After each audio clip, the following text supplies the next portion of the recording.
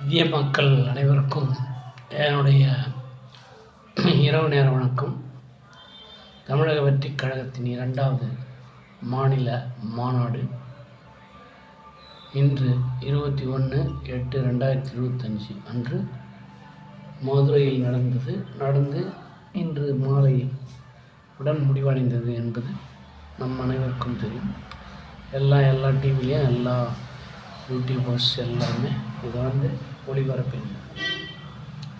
இதில் கடைசியில் ஒரு சிலர் அது என்ன சொல்கிறாங்கன்னா, அது என்னவோ கொலை பண்ணி விட்டு போயிட்ட மாதிரி பெரிய பேசிக்கிறானுங்க.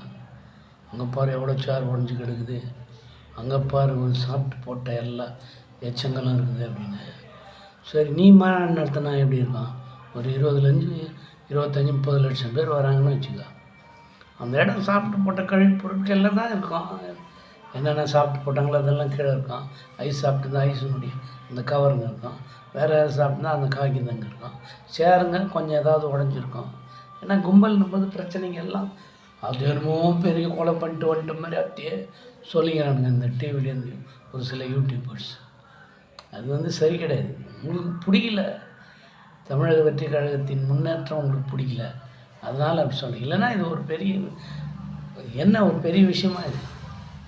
ஒரு மாநாடு முடிஞ்ச உடனே அதில் இருக்கிற அங்கே உட்கார்ந்த இடங்க மற்ற விஷயம்லாம் ஒரு மாதிரி நாஸ்தியாக தான் இருக்கும்.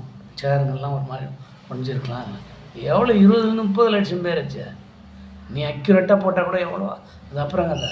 ஒரு கல்யாணத்துக்கு போகிறாங்க, அந்த கல்யாண மண்டபமே எவ்வளோ நாஸ்தி ஆகுது.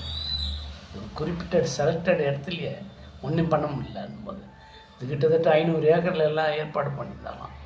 வண்டி எங்கே நிற்குது, மற்ற பார்க்கிங் எல்லாமே வசதி பண்ணியிருக்காங்க. குடி தண்ணீர் எல்லாமே, டாய்லெட்ஸ் எல்லாம் ஃபெசிலிட்டி இருந்தோம்.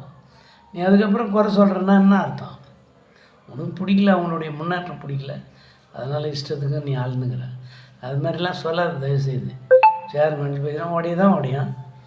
ஏன்னா 20 லட்சம் பேர் 30 லட்சம் பேர் வர்ற இடத்துல ஒரு 100-200 சேர் உடச்சிக்கிதுன்னா அது சகஜம். இதெல்லாம் சுட்டி காட்டின்னு இருக்கக்கூடாது. நடக்கிற வேலையை பாரு.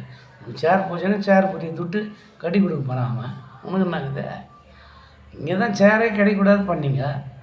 ஒப்பந்ததாரர் 5 பேரில் 4 பேர் திடீர்னு முடியாதுன்ட்டீங்க. அப்புறம் போயிட்டு கேரளாவில் எடுத்துகிட்டு வந்தாங்கல்ல, வயிறு எரியுதா உங்களுக்கு? நீங்கள் என்ன தடங்கள் வச்சா நல்ல வரி நடந்து முடிஞ்சிச்சு. என்ன ஒரு தம்பி ஏதோ இறந்துட்டான்னு கேள்விப்பட்டான். அவனுக்கு நம்மளுடைய ஆழ்ந்த அனுதாபங்களே தமிழக வெற்றிக் கழகத்தின் சார்பில் நான் சொல்கிறேன். ஜார்ஜ் சோழவரம் ஜார்ஜ் யூடியூபர், நான் என்னுடைய